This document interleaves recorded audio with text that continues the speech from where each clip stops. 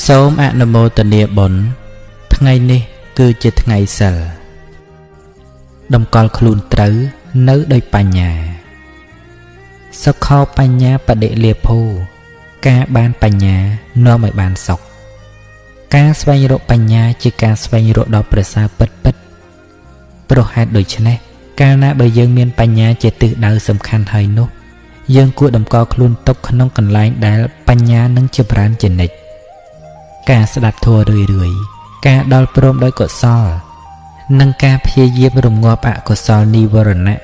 ធ្វើឲ្យចិត្តមានសុខភាពល្អពេញលេញនេះជាកន្លែងដែលបញ្ញាមានការចម្រើនលូតលាស់រហូតដឹងច្បាស់នៅអរិយសច្ចធម៌ចិត្តល្អប្រសើរជាងរូបល្អរូបសល្អរាងគួរស្រឡាញ់តែចាញ់ល្អចិត្តគំនិតជាមិនយូរប៉ុន្មានរូបជរា